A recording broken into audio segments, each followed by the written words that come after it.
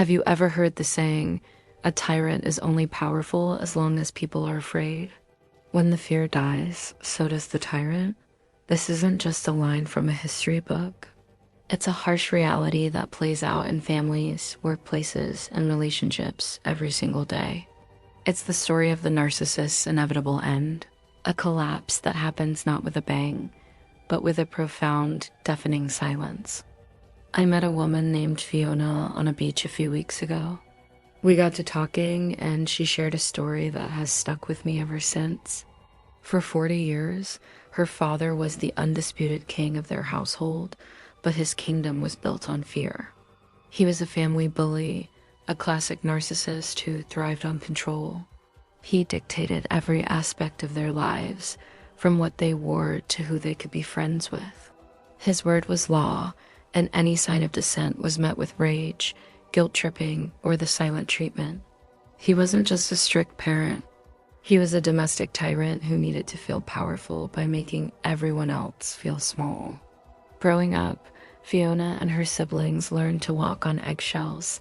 Their home wasn't a sanctuary. It was a stage for their father's ego. He pitted them against each other, creating a constant state of competition and anxiety. He needed a steady supply of attention and validation, and he got it by keeping his family in a state of emotional turmoil. For decades, it worked. They were afraid of his anger, desperate for his rare moments of approval, and conditioned to believe that this was normal. They obeyed, they complied, and they catered to his every whim, all in the hope of maintaining a fragile peace. But fear has an expiration date. As the children grew into adults, the spell started to break. One by one, they began to see their father not as an all-powerful figure, but as a deeply insecure man who used control to mask his own emptiness.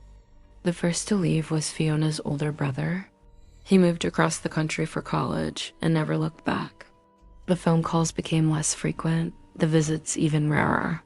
He had tasted freedom and he wasn't willing to give it up. Fiona was next. She found a therapist who helped her understand the dynamics of narcissistic abuse.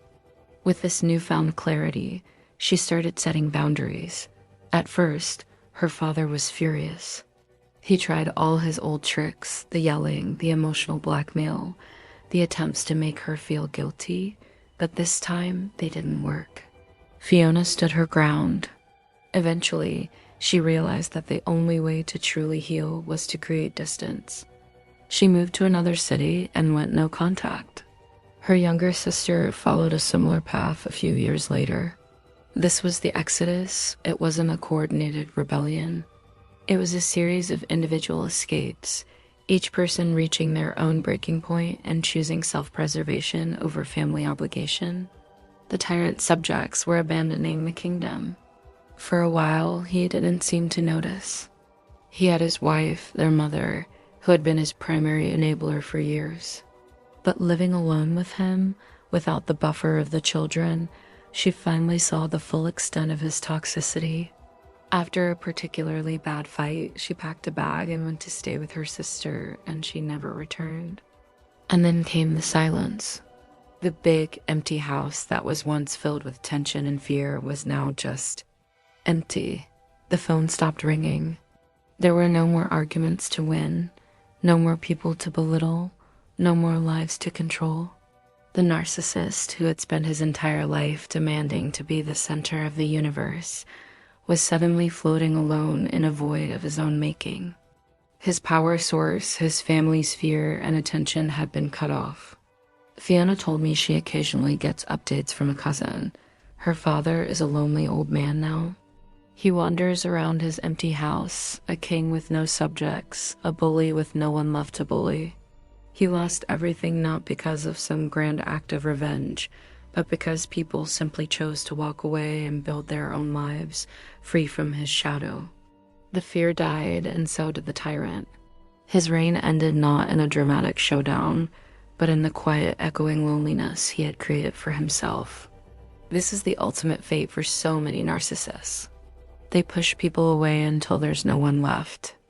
Their biggest fear isn't being confronted. It's being ignored.